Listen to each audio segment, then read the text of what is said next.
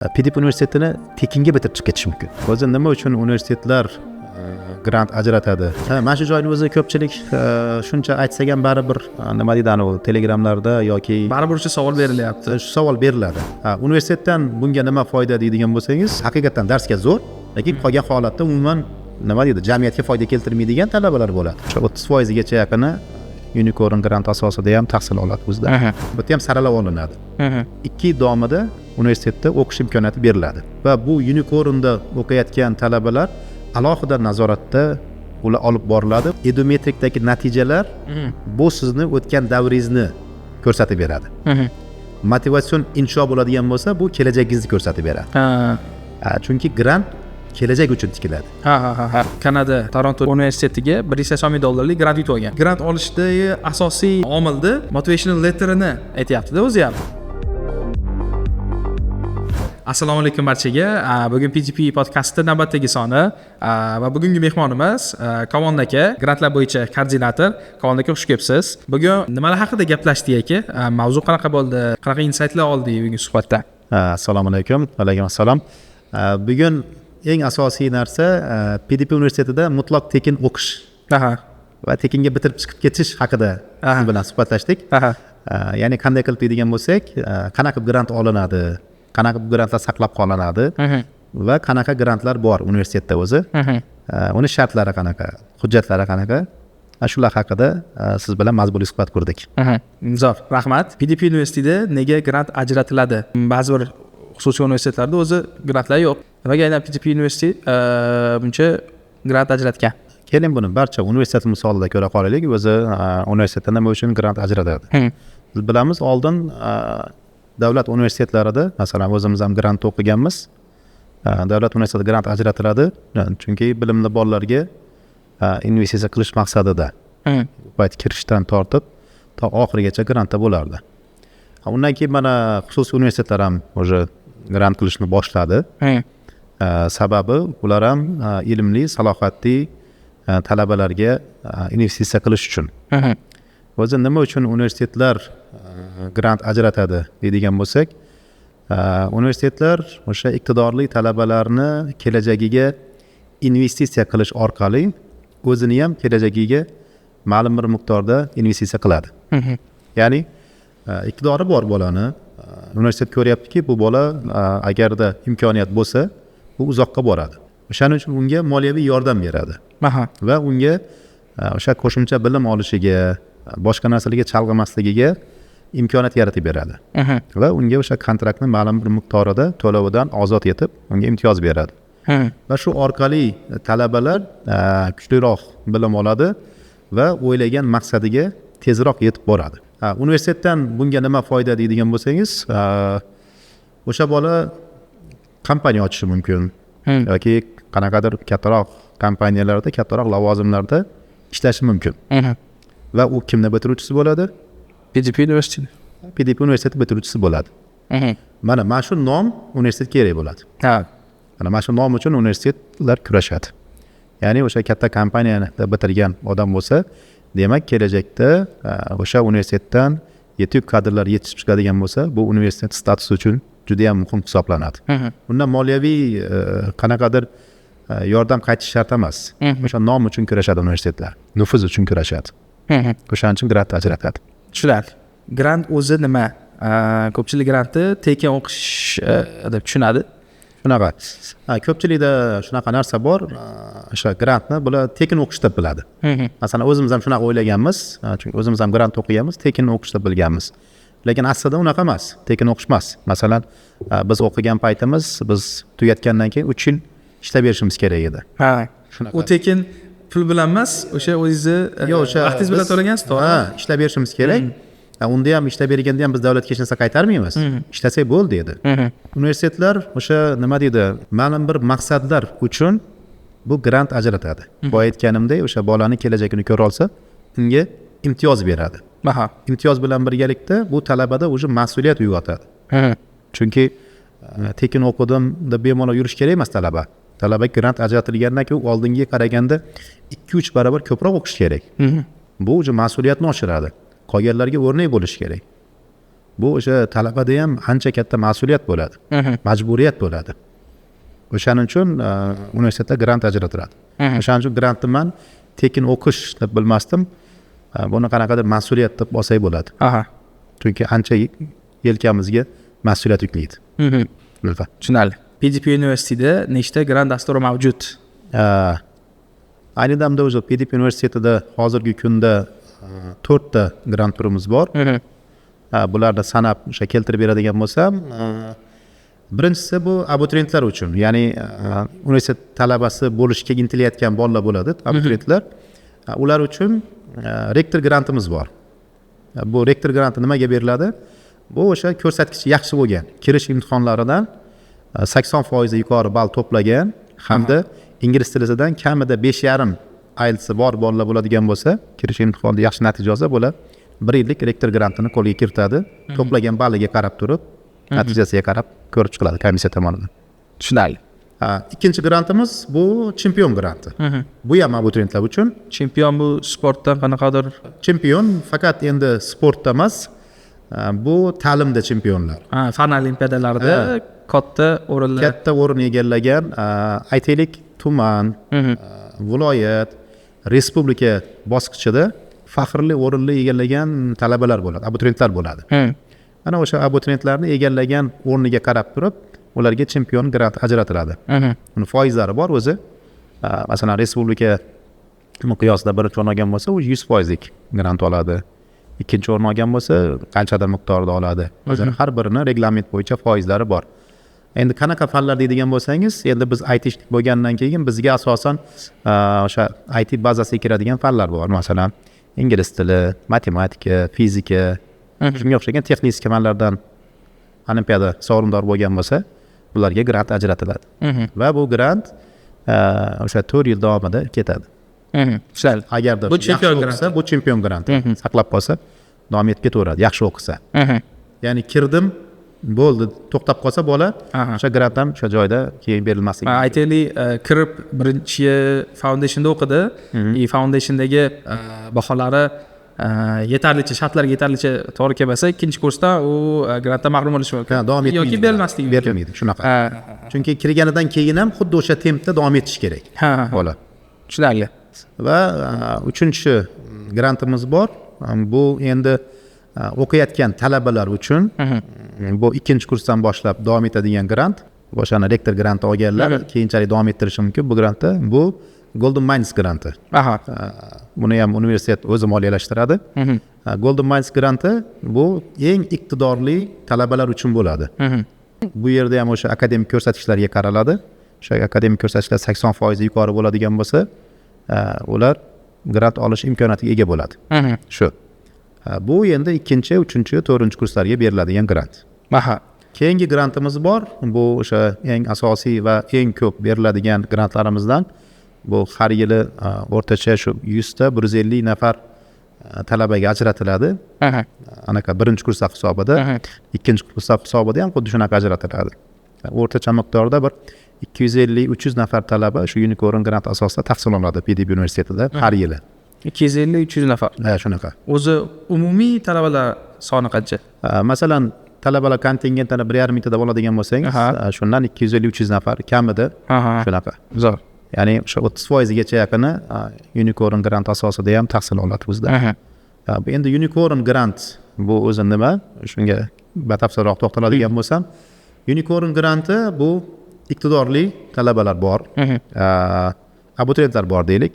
O'sha maktabda yaxshi o'qigan, bilimlari zo'r, ammo imkoniyati yo'q. Ya'ni ularni universitet kontraktini to'lashga mablag'i yetmaydi. Mana shunaqa oila farzandlari bor. Kam ta'minlangan oila deylik. Mana shunaqa oila farzandlariga ajratiladi bu grant. Ya'ni ham kam ta'minlangan bo'lishi kerak. Tushunarli.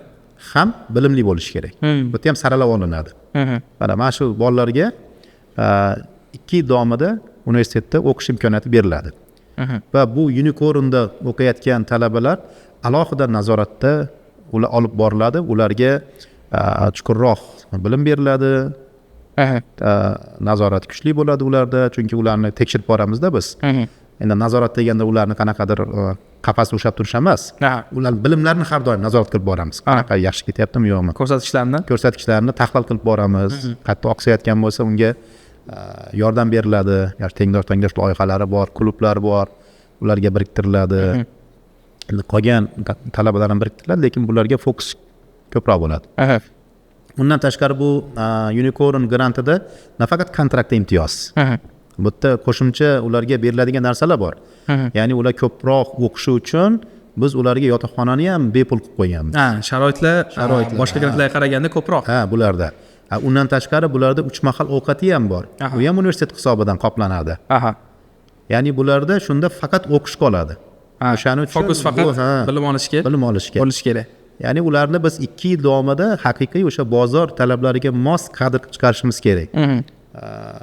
Boya aytganda ular chunki kam ta'minlangan bo'lgani uchun ularga nima deydi, ko'proq o'sha bilim berib 2 yilda ularni ishga tayyorlaydigan bo'lsangiz, 3-kursdan masalan u yog'iga ular Golden Mines grant olishi mumkin yoki bemalol ishlab o'zini kontraktini o'zi to'lash imkoniyatiga ega bo'lishi mumkin.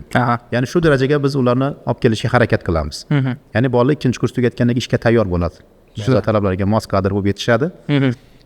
Endi bu ham o'sha o'zini salohiyatiga ham bog'liq. Agarda o'sha yaxshi o'qisa, bemalol tayyor bo'ladi va yaxshi daromadli oylikka tayyor bo'ladi. Chunki shunaqa nomzodlar bizda hozir o'sha Unicorn grantimizda shunaqa ko'rsatkichga ega bo'lgan talabalarimiz juda ham yetarlicha bor. Juda ham ko'p. Men esimda bor, Unicorn loyihasi o'zi PGP University'dan ancha oldinroq chiqqan. Shuni aytib berasiz, qanaqa Unicorn'da o'zi? Hozir mana 2026-2027 o'quv yilida o'sha Unicorn 5.0 deb nomlaganmiz biz. 5-bosqich. 5-bosqichi deylik.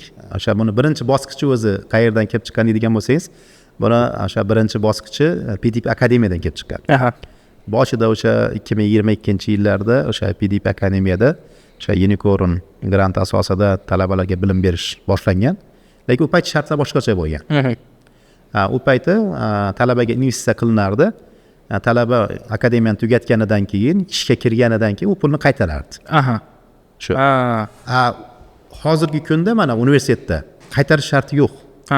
Bu yerda qaytarilmaydi grant. Umuman qaytarish shart emas va ishlab berish ham shart emas. Ishlab berish ham shart emas. Faqat o'zi uchun ishlaydi. Bu faqat Unicorn'dami yo boshqa grantlarda? Yo'q, boshqa grantlarda ham qaytarilmaydi. Ishlab berish ham shart emas. Ishlab berish ham shart emas. Faqat shu o'zini moliyaviy erkinlikka olib chiqsa, oilasini moliyaviy erkinlikka olib chiqsa va o'sha yaxshi kompaniyalarga asos solib bizning nomimizni taratsa bo'ldi. Zo'r. Masalan, hozir mana aytadigan bo'lsak, o'sha akademiya misolida o'sha payti Unicorn'ni tugatgan o'sha bir qancha talabalarimiz hozirgi kunda juda ham yaxshi senior dasturchi bo'lib katta kompaniyalarda ishlashyapti va yaxshigina daromad olishyapti. Aytaylik, hozir oradan nima 2026 bo'lsa, 2022, 21 bo'ladigan bo'lsa, 4-5 yillik bolalar hozirgi kunda ancha daromadi yaxshi. Chunki biz gaplashib turamiz bolalar bilan, zo'r yaxshi topishyapti. O'sha hammasi senior, middle dasturchi bo'lib olgan. Shunaqa. Ya'ni bu hozirgi o'sha universitet bolalari ham 1-2 yildan shunaqa bo'ladi. Xudo xolasa. O'shaning uchun garant o'sha anaqasi shuda. Bizga zavq beradigan joyi shu, yana bor bitiruvchilarimiz yaxshi joyda ishlasa bo'ldi. Tushunarli. 4-chi savolga o'tsak, savol Golden Mines va Unicorn granti nimasi bilan farq qiladi? Bu ikkita grant mohiyatan bir xil, ya'ni o'sha bilimga ajratiladigan sarmoya, lekin uni o'sha nima deydi, unga beriladigan mablag'lar ikki xil va talab ikki xil. Masalan, Golden Mines granti faqat iqtidorli talabalar uchun bo'ladigan bo'lsa, Unicorn granti iqtidorli talabalar ham kam ta'minlangan talabalar uchun bo'ladi. Ya'ni kam ta'minlanganlik ma'lumotnomasini olib kelish kerak. Va kelib turib men kam ta'minlanganman desa bo'lmaydi. O'zini hujjatlari bor tekshiradigan. O'sha hujjatlarni olib keladi. Bu hujjatlarga nimalar kiradi? Masalan, mahalladan o'zining dalolatnomasi bor. Mahalla spravka beradi. Bu oila haqiqatan ham kam ta'minlangan oila turiga kiradi. Va ikkinchisi o'sha mahallasini imomidan ma'lumotnomasi bo'ladi. Ya'ni bu oila haqiqatan ham o'sha zakotga muhtoj oila. Aha. Chunki unicornni mablag'lari bu universitet mablag'idan emas, bu homiylik mablag'idan ajratiladi. Ya'ni o'sha zakotga muhtoj bo'lgan oila farzandlariga ajratiladigan pul bu. Ya'ni buni homiylar o'zlari qo'llab-quvvatlaydi. Va bu mablag' o'rtacha yiliga 10 milliard atrofida bo'ladi. Ya'ni bu kichkina summa emas. Oho. O'shaning uchun va har bir talabaga ham juda katta summadan to'g'ri kelgani uchun o'sha haqiqiy egasiga yetib borish kerak. Bu yerda universitetni vazifasi bo'ladigan bo'lsa, o'sha O'zbekiston bo'yicha o'sha iqtidorli bolalarni topish, o'sha grantga loyiqlarini saralab olib turib, o'qitib, ularni o'sha kelajakda yaxshi mutaxassis bo'lib yetishini ta'minlash. Tushunadi. Bu Golden Minds'da unicornda aytdingiz, yotoqxona sharoiti bor, uch mahal ovqat sharoiti bor. Bu sharoitlar faqat unicorndanmi, Golden Minds'danmi bormi? Yo'q, bu sharoitlar faqat unicornda. Golden Minds'da chunki bu yerda bilimi bor, puli ham bor bolalar bo'lishi mumkin-da. Tushunadi. U shart keltirilmagan Golden Minds'da. Zo'r. Golden Minds endi universitetning o'zini mablag'laridan Zo'r. olib boriladi. 5-savol, grant olish uchun qanday hujjatlar topshiriladi? Mana shu savol juda ham ko'p menga yozishadi. Grant olmoqchiman, nima qilsam bo'ladi, qanaqa hujjatlar topshirsak bo'ladi deb rosa ko'p yozishadi. Endi bu yerda hujjatlar grant turiga qarab ajratiladi. Masalan, rektor grantiga hech qanday hujjat kerak emas. Chunki uni biz o'zimiz imtihonda bilib olamiz. Chempion grantiga bo'ladigan bo'lsa, boyagi sovrindorligi to'g'risida diplomlari bor. Sertifikatlari bor. Golden Minds grantidan oladigan bo'lsak, Golden Minds endi talabalar uchun bo'lgani uchun bulardan ariza, ya'ni o'sha men grantga topshirmoqchiman degan arizasi bor o'zi. Arizani topshiradi. Keyin grant kodeksi bor. Ya'ni o'sha grant nizomini tanishib chiqqanligi to'g'risida, grant olgandan keyin unga qanaqa mas'uliyat yuklatilganligini bilish to'g'risida kodeksi bor o'zi. Uni o'qib chiqib qo'l qo'yadi. Va motivatsion insho yozadi. Shu. Ya'ni o'sha motivatsion insho unga grant bersak, u nima qiladi? Mana shuni yozadi. 3 ta narsani topshiradi. Unicorn grantida bo'ladigan bo'lsa, bu o'z nomi bilan boyagi kam ta'minlangan deganimiz uchun bunga o'sha arizasi, keyin o'sha deklaratsiyasi, grant deklaratsiya, motivatsion insho hamda 2 ta ma'lumotnoma qo'shiladi yoniga. O'sha mahalladan ma'lumotnomasi kam ta'minlanganlik to'g'risida va masjid imomidan ma'lumotnomasi. O'sha zakotga muhtojligi to'g'risida. Mana shu 5 ta ma'lumotni olib keladi, biz uni haqiqiyligini tekshirib chiqamiz. Bo'ldi, shu bilan keyin suhbatga kirib ketadi. Shunaqa. Zo'r. Grant olish uchun faqat yuqori GPA yoki yaxshi baholar yetarlimi? GPA o'zi nima aka? GPA bu GPA bali bu hozirgi kunda mana HMS tizimida ko'p ishlatiladi. Bu o'sha Yevropa tizimidan kelib chiqqan bizga. O'zbekcha aytadigan bo'lsak, baholaringizni o'rtacha ko'rsatkichi. O'rtacha ko'rsatish deylik, o'sha yig'gan baholaringizni. Bu asosan talabalar uchun, chunki abituriyentlarda GPA bo'lmaydi. Bu talabalarda o'sha ko'rsatkich yetarlimi? Yo'q, yetarli emas. Chunki grant faqat bitta GPA ga bog'langan emas. Chunki bu yerda boshqa omillar ham bor. Ya'ni grant olish uchun talaba faqat uni sessiya bahosiga qaralmaydi. Chunki hamma ham nima deydi, 5 olishi mumkin. Lekin bu yerda boshqa ko'rsatkichlar ham inobatga olinadi. Talabani o'sha sessiya ko'rsatkichi, GPA ko'rsatkichi deymiz, uni davomati, keyin dars vaqtidagi faolligi, o'zi qanaqa uyga vazifalarni topshiriqlarni vaqtida qiladimi, yo'qmi? Shular inobatga olinadi. Ya'ni bu yerda o'sha o'qituvchilar har bir talabaga o'sha yakuniy imtihondan tashqari yana boshqa ko'rsatkichlarni baholab beradi, uni faolligini. Keyin darsdan tashqari faolligi, ya'ni o'sha talaba darsdan tashqari nima qilyapti o'zi? Chunki yaxshi mutaxassis bo'lish uchun universitetni o'zining bilimi yetarli bo'lmasligi mumkin. Universitetda hamma narsani ham o'rgatishning iloji yo'q. Chunki parlar soni cheklangan, vaqt cheklangan. O'shaning uchun talaba qo'shimcha bilim olishi kerak, qo'shimcha izlanishi kerak. Bu o'sha darsdan tashqari faollik deyiladi. Mana o'sha ko'rsatkichi bor. Keyin ijtimoiy ko'rsatkichi bor. Ya'ni universitetdagi uni o'zini tutishi, yurish turishi, tartibi, intizomi bor. Mana mana shu narsalar. Ya'ni jamoat ishlarida qanaqa u aktiv yoki soft skilli bor uni. Mana shu ko'rsatkichlar hammasi inobatga olinadi. Grantda. Hammasi yig'ilgan holatda 100 balllik tizim qilganmiz. O'sha Edumetric deb nomlaganmiz. Buni PDP universitetining o'zi ishlab chiqqan tizim orqali baholanadi. O'sha 100 ballikda 80 balldan o'tish kerak. O'shanda u grantga nomzod sifatida ko'riladi. Ya'ni ariza topshirishi mumkin 80 dan o'tsa. Lekin bu yerda baribir o'sha JPA asosiy rolni o'ynaydi. Chunki JPA ko'rsatkichi ham o'sha 80% yuqori bo'lishi kerak. Tushunarli. 100 balldan 80 ball yuqori bo'lgandan keyin qolganlar inobatga olinadi. Bari bu ham asosiy omillardan bittasi, lekin yagona omil emas. Qanaqadir ma'lumotnoma beradi ustozlar, GPA ko'rsatkichiga qaraymiz va undan tashqari darsdan tashqari aktivligini dedingiz-a, tushunasam? Shunaqa. Darsdan tashqari aktivligini qanday tekshirasizlar? U suhbat orqalimi yo qanaqadir kuzatuvchi bir narsalar bormi? Yo'q, buni darsdan tashqari aktivlikni shundoq o'lchash to'g'ridan-to'g'ri o'lchab bo'lmaydi. Bu asosan suhbat asosida kelib chiqadi. Har bir talabani o'sha nima kurslarni o'qigan o'zi, nimalarni o'rgangan. 1 yil davomidagisi ketadi bu yerda. O'sha 1 yil davomida o'zi nima o'zi ustida nima o'qib, nimalarni o'rgandi. Qanaqa yangi bilimlarni oldi. Mana shu narsalarni suhbat asosida baholanadi. Shu. Undan tashqari o'sha eng asosiy omillardan bittasi, endi biz aytishnik bo'lganimizdan keyin bu o'sha hakatonlarda qatnashgani, konferensiyada qatnashganlari bu ham darsdan tashqari faollikka kirib ketadi.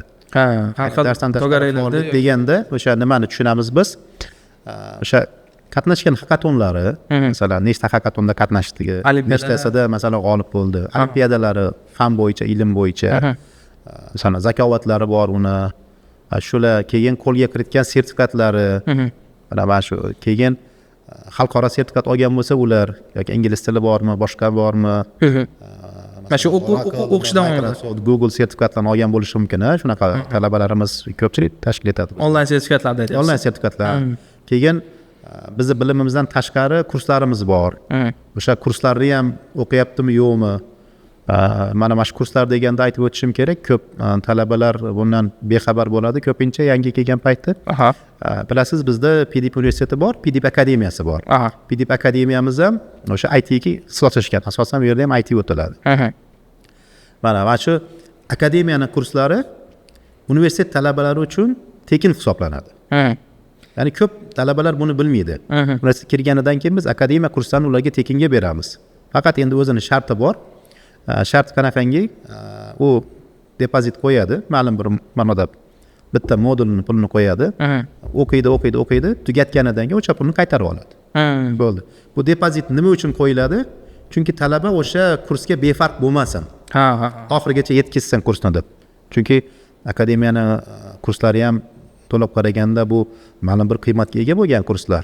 Bu ham yaxshi ustozlar dars beradi. Siz PDP onlayn platformasidagi kurslarni deyapsiz, to'g'rimi? Onlayn kursi ham bor, offlayn ham bor. Ular offlayn ham tekin o'qiydi. Istalgan PDP akademiyasida offlayn kursga kirib, darsga kirib, qatnashish mumkin. Faqat shart shunaqangi, o'sha kelayotgan moduli bor akademiyani. O'sha yerdagi talabalar bilan bir xil bilimga ega bo'lish kerak. O'sha imtihon qilinadi. Bilimi akademiyada o'qiyotgan bolalar bilimi bilan bir xil bo'lsa, o'sha joyidan qo'shilib ketadi. Chunki akademiyada ham masalan ko'p universitet bolalari kelib, PDP akademiyasi o'zining bilimini rivojlantirib, ya'ni ular level up qilib ketadi. Noldan boshlashi shart emas. Kelgan joyidan. Ya'ni akademiyada ham ana kuchsiz bolalar o'qiydi degan emas, bu yerda ham kuchli bolalar o'qiydi. O'shaning uchun o'zini bilimini sinab, o'ziga mos guruhga qo'shilib davom ettirib ketaveradi. Xohlasa boshidan boshlashi mumkin. Uni farqi yo'q. Ya'ni bu kurs ular uchun tekin. Undan tashqari boshqa kurslar bor, masalan, o'sha nima deydi, IT kurslari bor. Ularni o'qib olib kelishi mumkin. Ingliz tili kurslarini olib kelishi mumkin, har xil. Mana shu sertifikatni olib keladigan bo'lsa, o'sha ular sertifikat ularga har doim ball beradi. Har bir sertifikatning o'zini qiymati bor, o'zini balli bor. Yoki PDP universitetini o'zini klublari bor. Mana shu klublarida borib o'rganib, o'sha yerda sertifikatini olishi mumkin. Yoki biz shunaqa tizim, mana hozir keyingi yildan shunaqa tizimni mukammal qo'yamiz. Bu oldin ham bor edi bu tizim. Ya'ni tengdosh loyihasi bor. Aha. Masalan, siz universitetga kelishdan oldin qayernidir bitirib kelgansizda, qaysidir kursni bitirgansiz, IT dan bilasiz. Kimdir rus tilidan biladi, kimdir ingliz tilidan biladi. Onlayn YouTube'da ko'rgan. Ko'rgan, bilimi yaxshi bolalar bor. Shunaqa bolalar bizga keladi. Dasturchi bo'lib ishlayotgan bolalar bor. Aha. Ya'ni bizda o'sha senior bo'lib ishlayotgan xodimlar bizga talaba bo'lib keladi. Aha. Ba'zida. Mana shunaqa talabalar bo'ladi. Aha. Shunaqa talabalarni biz nima qilamiz? Endi bilmasdan kelgan talabalar bor. Ularni biriktirib qo'yamiz bir-biriga. Ya'ni triada bo'ladi. Biladigan, bilmaydigan o'qitadi.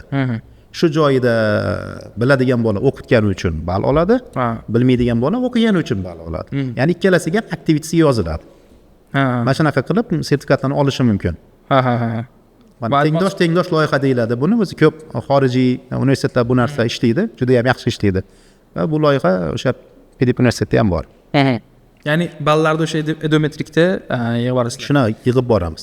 Ya'ni masalan imkoniyat yo'q bo'lsa, boshqa joydan kurs qidirish kerak emasda. Ya'ni o'zimizda shuncha sharoit bor. Masalan, akademiyaning kursi bor, masalan, universitetning o'zini o'sha klublari bor. Ya'ni ko'chaga chiqishning hech qanday hojati yo'q. Endi imkoniyat bo'lsa, bemalol boshqa kurslarni o'qisa ham bo'ladi. Shunaqa. Mana shunaqa qilib bemalol o'sha aktivitetini ko'tarib olsa bo'ladi. Yaxshi, men bu ma'lumotlar bilmasdim. Misol onlayn, даже offlaynga ham kirish mumkin ekan. Vaqtida men bilmasdim. Shu imkoniyat qo'yganmiz. Mana shu joyni o'zi ko'pchilik shuncha aytsak ham baribir nima deydi, u telegramlarda yoki baribir o'sha savol berilyapti. Shu savol beriladi. Yozamiz. Chunki hammaga ham nima deydi, yetib bormaydi ba'zida. Motivatsion insho nima uchun kerak? Motivatsion insho bu juda ham yaxshi savol. Chunki bu ham ko'p beriladigan savol. Va eng og'riqli nima desak bo'ladi, talabalarni joy desak ham bo'ladi. Chunki grant olishda motivatsion insho bu kerak narsa. Bu ham muhim ahamiyatga ega. Chunki edometrikdagi natijalar bu sizni o'tgan davringizni ko'rsatib beradi. Motivatsion insho bo'ladigan bo'lsa, bu kelajagingizni ko'rsatib beradi. Chunki grant kelajak uchun tikiladi. O'shaning uchun bu motivatsion insho juda ham muhim. Chunki biz bolaning kelajakda kim bo'lishini bilishimiz kerak. O'shaning uchun motivatsion inshoga katta ahamiyat beramiz. Mana shu joyda aytib ketgan bo'lardim. PDP Schoolda 11-sinf o'quvchisi bor. Kanada Toronto universitetiga $180,000 grant yutib olgan. Shunaqa. Grant olishdagi asosiy omilni motivational letterini aytyapti-da o'zi ham. Shunaqa. Mazmuni qanaqa? Men oldin Pomidor Production'da ishlaganman, animatsiyalar qilganman, unaqa montajlar qilganman. O'sha 7-8-sinfdan beri ishlayotganda. 1 yil davomida stajirovka bo'lish, bepulga ishlaganman. Undan keyin o'zlari ishga olishgan. Men shu sohaga qiziqaman va mana shu sohani yanada rivojlantirish uchun sizlardan boshqa universitet ko'rmayapman. Menga imkoniyat bersalar, yanada ham kuchayaman. Mana shunaqa mazmunda motivation letter yozganini aytdi-da. Mana shu motivation letter juda katta omil rol o'ynaganini universitetda o'zi vakillari ham aytdi-da. Shunaqa. O'zi shunaqa qanaqa yozish kerak motivation letterni? Aytganingizdek, shu bola shunaqangi yozish kerakki, agarda o'shanga imkoniyat bo'lmaydigan bo'lsa, bu o'sha narsani qila olmasligini tasvirlab berish kerak-da. O'shanda o'sha nima deydi, homiylik qilayotgan tashkilot yoki universitet ham unga albatta o'sha homiylik qiladi. Chunki u bola shunaqa ko'rsatish kerak. Agarda sizlar menga shu imkoniyatni bersalaring, men buni qila olaman. Agarda bera olmaydigan bo'lsalaring, buni qilishim mumkin, lekin ko'proq vaqt oladi. Sizlar bilan tezroq yetib boraman. Tushunarli. Shunga o'xshagan vajdanni keltirish kerak-da. Chunki motivatsion xatda o'sha biz talabani kelajakda kim bo'lishi va qancha muddatda bo'lishini bilib olishimiz kerak. Afsus, oxirgi paytlarda o'sha motivation letterni tarjima holga yoki CVga aylantirib tashlaydigan talabalar ham topiladi. Ya'ni o'sha motivation insho yozadigan bo'lsangiz, ular tarjima holini yozadi yoki menga grant bering, men grantga loyiqman, sizlar menga grant berishga majbursizlar degandek vajdanni keltirishadi-da. Bu juda ham xato. Chunki universitet o'zi grant berishga majbur emas. Shu, ya'ni men qiynalganman, meni moliyaviy ahvolim yaxshi emas, grant bo'lsa o'qiyman, bo'lmasa o'qiy olmayman degan narsalarni ham keltirishganda. Chunki bunaqa holatlarda, aksariyat holatlarda grant ajratilmaydi. chunki erta indin u o'sha boqimandalik o'rganib qolgan bo'lsa boshqa joyga borgan paytda xuddi shu narsani talab qiladi. Grant berishda grant komissiyasi bor. Grant komissiyasida bir nechta odamlar o'tirishadi, xususan rektor, o'zingiz adashmasam va boshqa odamlar. Mana shu grant komissiyasi motivatsion inshoda nimalarga e'tibor beradi? Motivatsion insho yozganda o'zi nimalarga e'tibor berish kerak? Student qaysiki grant olishda yordam beradigan. To'g'ri, mana shu aytganimda boya ko'pchilik tarjimai hol yozadi. CVni shunday yuklab qo'yishadi yoki o'rtog'inikini oladida shunday ism familiyasini o'zgartirib qo'yadi. Bir xil. Ana shunaqa holatlar ham ko'p bo'ladi-da. Motivatsion xatda komissiya o'zi nimaga e'tibor beradi? Birinchi komissiya haqida gapiraylik. Komissiya bu o'sha 5 ta 6 ta odamdan tashkil topgan bitta jamoa. Ya'ni grant berish bitta insonga bog'langan emas. Ya'ni sizga bog'langan emas. Ya'ni faqat men o'zim grant ajrata olmayman. Faqat ularni metrikalarni o'lchashim mumkin. Bitta o'sha hamma o'zini talaba to'g'risida xulosasini berganidan keyin yaktil o'sha ovoz berish sharti bilan unga o'sha qanchadir miqdorda grant ajratiladi. O'sha payti motivatsion xatga qaraymiz. Chunki uni o'tmishdagi baholari aniq. Ko'rsatkichlari aniq bizda. Biz uni kelajagini ko'rishimiz kerak. Kelajak nima qilishini bilishimiz kerak. O'sha payti motivatsion xatga qaraymiz. U o'sha maqsadini o'rganib chiqiladi. Va shunga qarab turib biz unga qanchadir miqdorda grant ajratamiz. Yaxshi yozilgan bo'lsa balki o'sha to'liq 100% miqdorda. Ya'ni bu motivatsion insho juda ham muhim hisoblanadi grant olishda. ChatGPT yoki internetdan ko'chirilgan motivatsion insho bilan grant olish mumkinmi? Yaxshi savol. Oxirgi paytlarda eng ko'p bizga kelayotgan motivatsion insholar asosan o'sha AIdan, GPTdan odamlarni hamma AI GPT bo'lib ketdi-da. Ya'ni hammamiz GPTdan foydalanadi deb aytamiz. Aslida boshqa AIlar ham motivatsion xat yozib beradi. Aksariyat bolalar o'sha bu ChatGPT emas, bu Claude'da deb qolishadi. Shunaqa. AI yozib keladi. AI yozilganligini baribir uni komissiya biladi. Chunki AIda baribir nima deydi, shablonviy gaplardan foydalanadi. Bir xillik bo'ladi. Buni aniqlash unaqa qiyin emas komissiya uchun. Chunki o'sha komissiyani tarkibida ham o'sha AI bilan juda ham yaxshi foydalana oladigan, AIni yaxshi biladigan mutaxassislar o'sha yerda mutaxassislar o'tiribdi-da o'sha. Uning uchun unaqa yozib olib kelgan noto'g'ri. Shunaqa holatlar bo'ladi, shunda AIdan oladi, shunda chiqarib, printerdan chiqarib olib keladi bizga. Даже uni nuqta vergilini, abzatslarini, hujjat ko'rinishiga ham olib kelmaganda, AI qanaqa yozib bergan bo'lsa, xuddi shunaqa turibdi-da. Mana shunaqalar ham bo'ladi. Tagida o'sha xohlaysanmi yanada rasmiyroq yoki shunaqa jonliroq variantini beraman deb yozib qo'ygan bo'ladi. Yoki tarjimai hol, bunaqa holatlarda AIga yozdirmasdan, o'sha 15 kun 1 oyda yozadimi? O'zi yozgani ma'qulroq. Chunki qalbdan chiqqan qalbga yetib boradi-da. Shunaqa. Suhbatda ham qilasizlar. Suhbat davomida o'zi bilinsa kerak. Shunaqa. Inshoni yozgan odam gapirishidan ham o'zi bilinsa kerak. Shunaqa inshoni shu nima deydi, baribir maqsadini nima deydi, baribir biz suhbatda bilib olamiz. Inshoni o'zi yozmaganligini. Shu. Bilib olasizlar. O'shaning uchun GPTga yozdirmagan ma'qul. Mana kecha bir nafar talabamiz menga o'sha motivatsion xatni olib kelib tekshirtirishga berdi. Ko'rib haqiqatan xursand bo'ldim. Nimagaki biz ularga motivatsion xat qanaqa yozilishini shablon tashlab berganmiz. Nimalar bo'lishini. Ya'ni shunaqa yozgan talaba o'zi yozgan, aytdi, haqiqatan o'zim yozdim dedi. 15 kun ketdi mana bu narsani yozishimga. Endi 15 kun ertalabdan kechgacha emas, o'ylab, 15 kun maqsadlarni aniqlab, hammasini yozdi.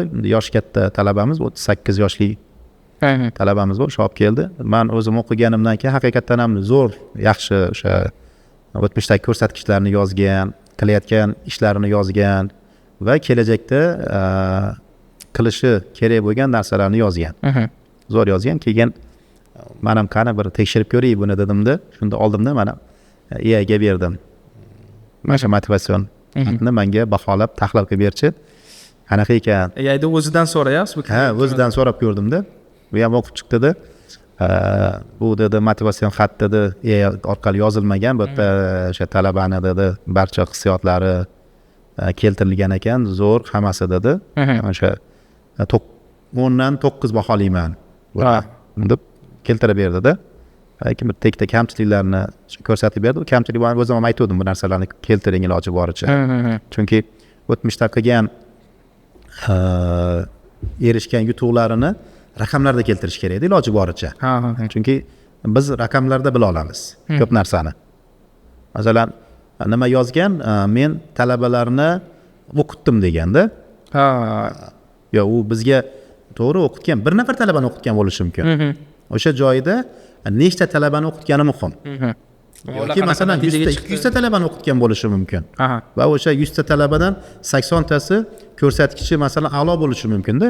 Mana shunaqa narsalarni yozsa yoki hammasi rasvo bo'lishi mumkin. Yoki o'sha birortasi ham imtihon o'tmagan bo'lishi mumkin. Balki tengdosh loyihasi bo'yicha ishlaganda u talabamiz. O'shanda aytdim, anaqa ko'rsatkichlarni keltirib ketgan raqamlarda biz bilishimiz kerak. O'shalarga. O'shanda o'sha motivatsion xat haqiqatdan ham o'sha zo'r chiqadi va komissiyani e'tiborini o'ziga qarata oladi.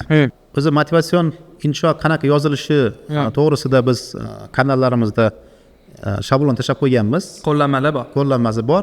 Endi u yerda qo'llanma deganda qanaqa? Uni yozib bermaganmiz. O'zi motivatsion insho nimalarga e'tibor qaratish kerak buni yozayotgan payti. Ya'ni o'zingiz haqingizda qisqacha tanishtiruv, qilgan ishlaringizni o'sha raqamlarda keltiring va kelajakda qilmoqchi bo'lgan narsalaringizni keltiring.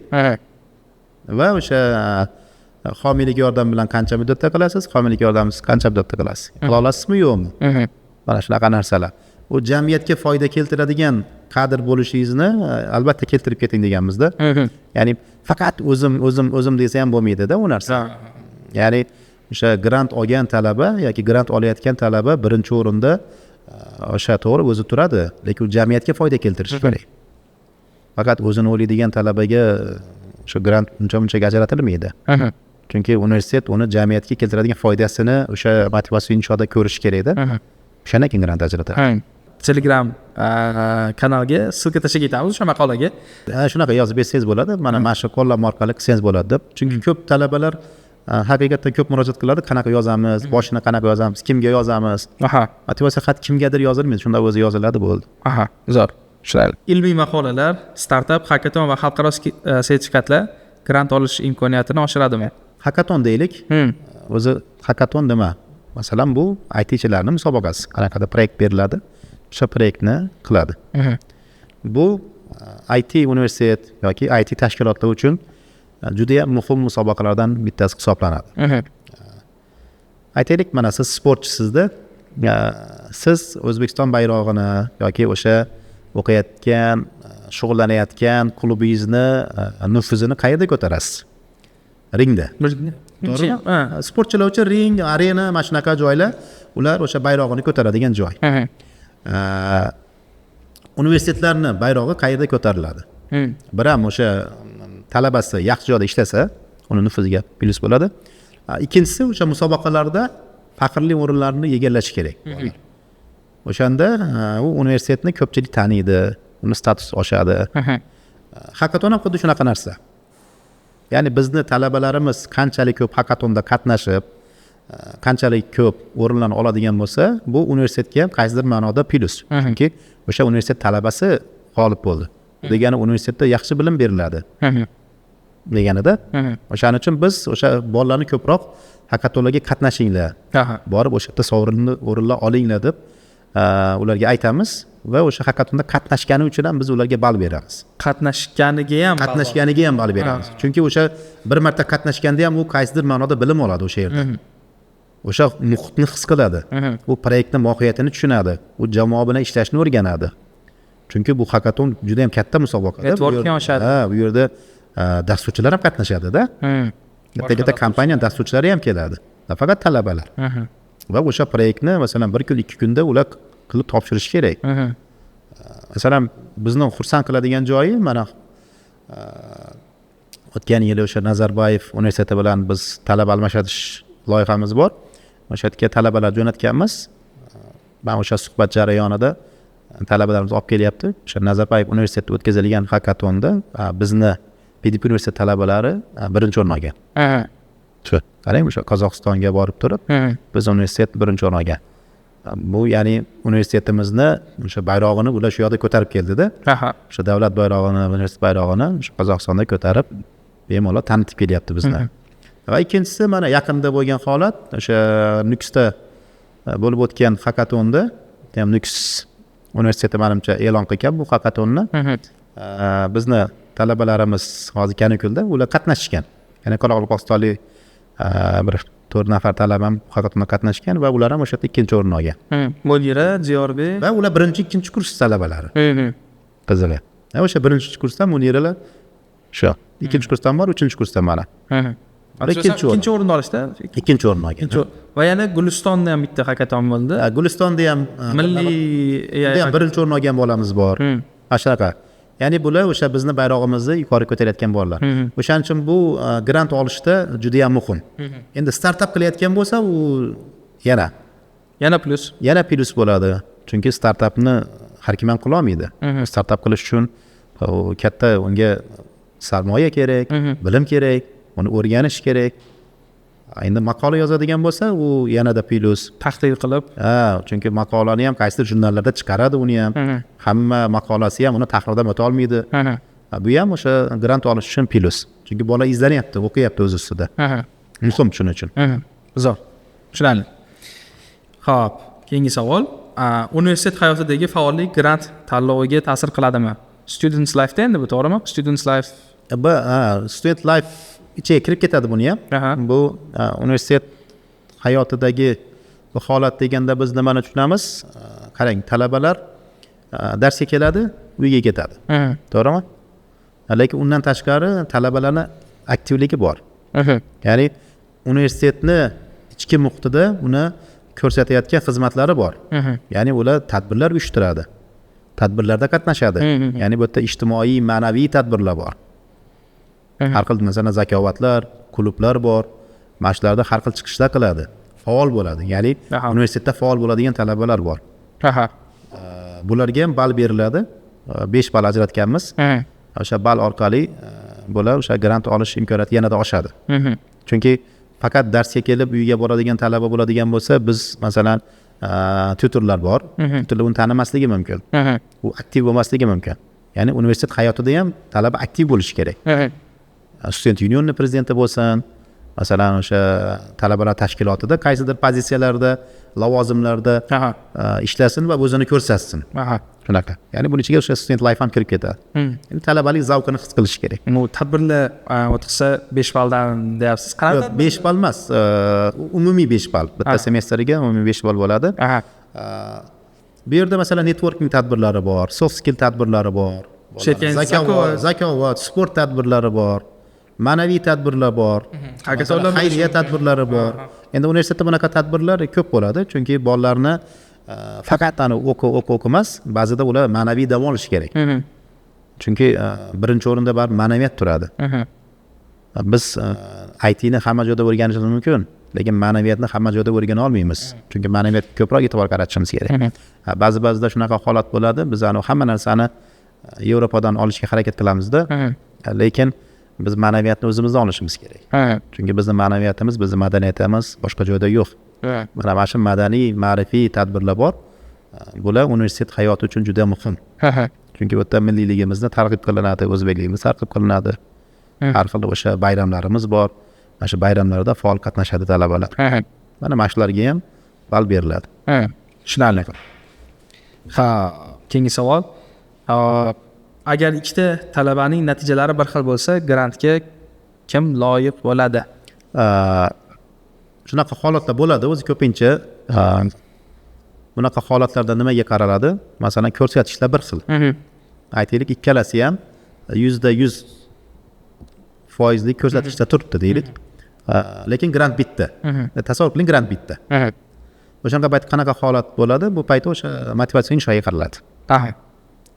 Asosiy narsa, chunki motivatsiya insho kelajagini ko'ramiz. Yoki grant bitta emas, bitta o'rin qoldi.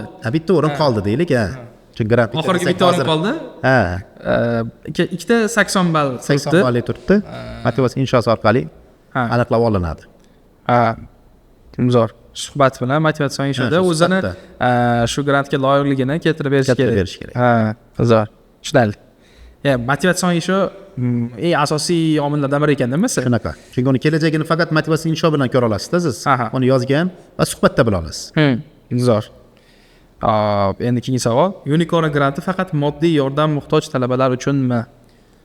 Yo'q, shu yerda ham o'zi ko'p anaqa beriladi menga bu savol.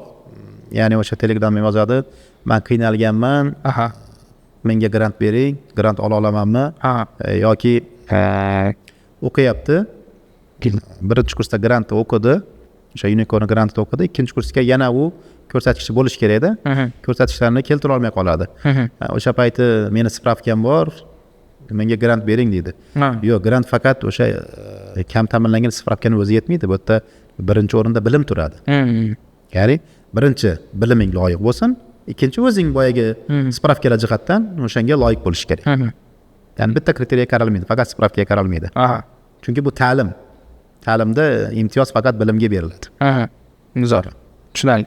Grant komissiyasi qanday shakllantiriladi va qaror qanday qabul qilinadi? Grant komissiyasi o'sha rektor tomonidan shakllantiriladi. Universitet rektori tomonidan shakllantirilib va uni tarkibiga o'quv bo'limi, ma'naviy ma'rifiy masalalar, grant koordinatori va prorektorlar ichiga kirib ketadi. Shunaqa. Va u komissiyada o'sha soha vakillari ham bo'ladi. Masalan, dasturlash bo'ladigan bo'lsa, o'sha dasturlash sohasini o'qituvchilari. Shular orqali komissiya shakllantiriladi. Bu 4, 5, 6, 7 nafar o'sha anaqaga tarkibga qarab va nomzodlarga qarab turib shakllantiriladi. Keyin o'sha grantga nomzod talabalarni ko'rsatkichlari ko'rib chiqiladi. Ko'rib chiqilgandan keyin, ya'ni qaror chiqarish bitta xodimga bog'langan emas. Bu yerda komissiya xulosasi orqali unga qanchadir grant beriladi. Shunaqa tashkil topgan grant komissiyasi. Keyingi savol, grant olgan talabalarning qanday majburiyatlari bor yoki bo'ladi? O'sha boshida aytib o'tganimizdek, grant bu talabaga majburiyat yuklaydi, mas'uliyat yuklaydi. Mas'uliyat. Bu qanaqa majburiyatlar oladi? Grant olgan talaba birinchi o'rinda qolganlarga o'rnak bo'lishi kerak. Ya'ni u grantchi degandan keyin biz nima deydi, eng a'lochi, eng iqtidorli talabalarni ko'z oldimizga keladi. Eng oldi talaba bo'lishi kerak. U faqat bilimda emas, boshqa sohalarda ham oldida bo'lishi kerak. Ya'ni o'sha u boya aytganimizdek, universitet hayotida muhim rol o'ynashi kerak, aktiv bo'lishi kerak, u tadbirlarda faol bo'lishi kerak. Ya'ni uni oldida majburiyat turadi.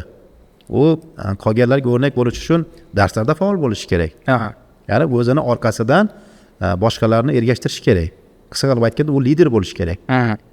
Mana shunaqa yaxshi lider bo'ladigan bo'lsa, qolgan bolalar unga ergashadi. Ya'ni ulardan grant olishga harakat qiladi.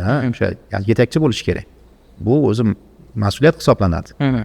Ya'ni grant olganidan keyin u oldinga qaraganda 2-3 barobar ko'proq o'qish kerak bo'ladi.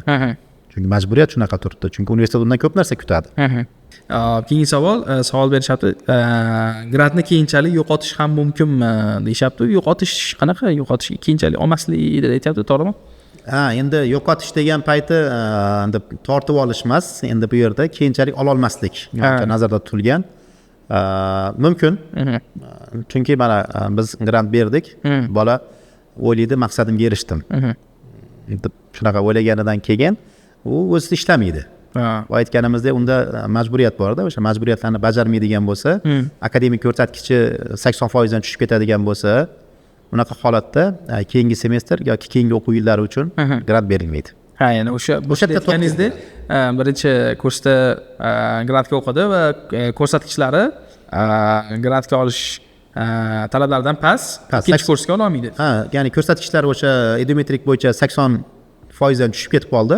Bunaqa holatda keyingi yil grant ola olmaydi. Tushunarli.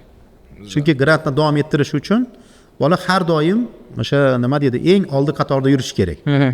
Agarda mana yaxshi o'qisa, bizda aytganimizni qilsa, hamma talablarga javob berib ketaveradigan bo'lsa, PDP universitetini tekinga bitirib chiqib ketish mumkin. Tekinga diplomli bo'lib ishli bo'lib. PDP universitetida tekinga o'qish mumkin-da. Buning uchun nima qiladi? O'sha yaxshi o'qib keladi. Boshida chempion granti, rektor granti, unicorn grantini oladi. 1-2 yil o'qiydi. undan keyin Golden Mines grantini oladi, oxirida bitirib chiqib ketadi. Shunaqa talabalar bormi? Tekin bitirib chiqib ketsa bo'ladi. Bormi shunday talabalar? Bor. Grant chiqmasa, talaba keyingi yilda yana hujjat topshirishi mumkinmi? Chiqmasa. Albatta, masalan, bu yil grantga siz topshirdingiz, yuta olmadingiz.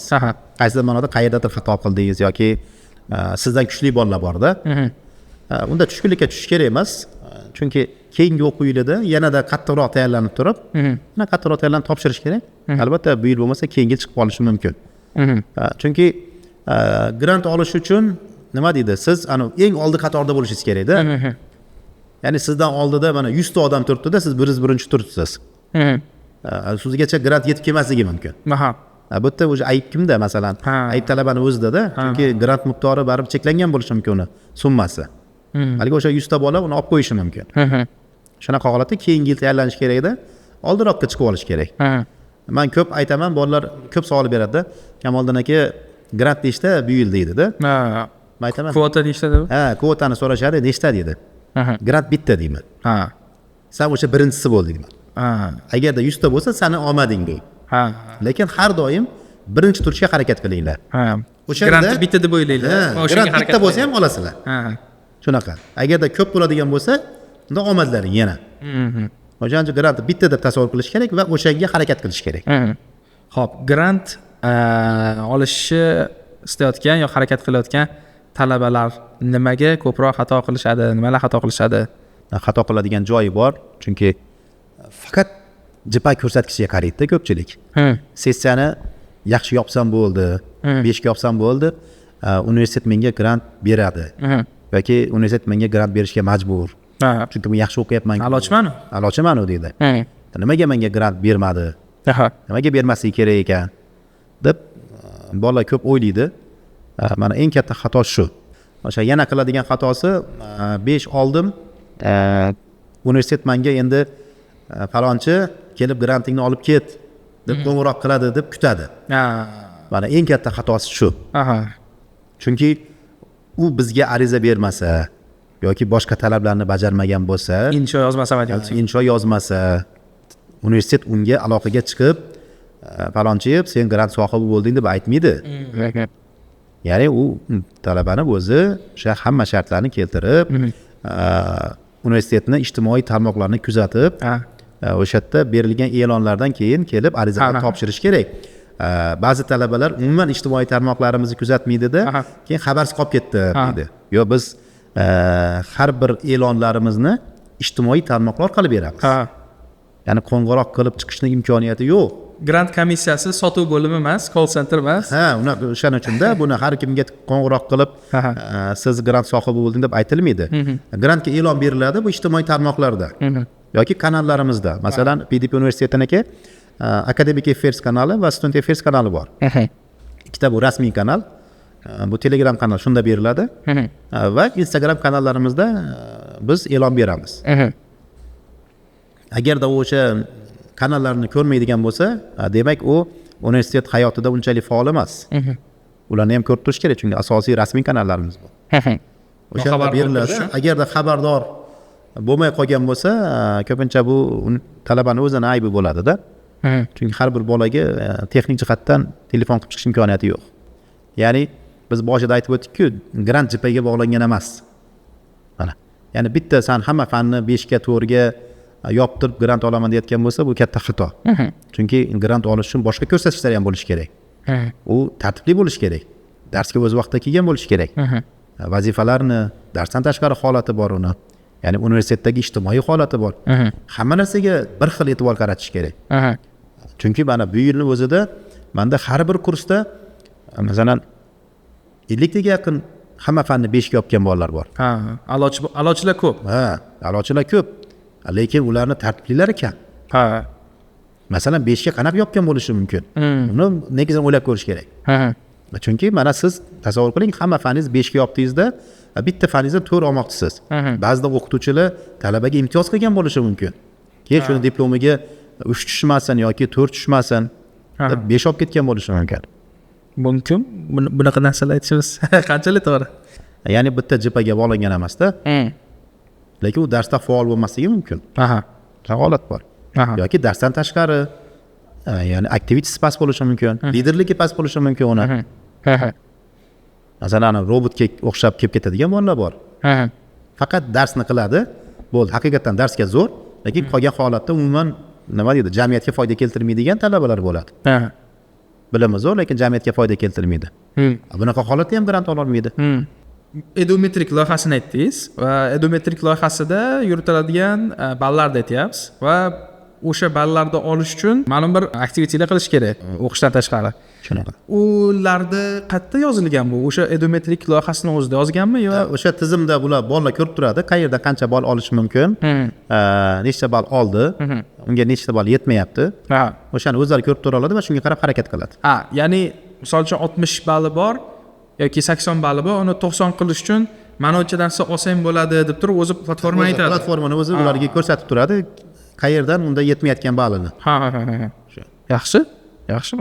Bolalar hozirgi kunda uni ko'p tomosha qilishyapti.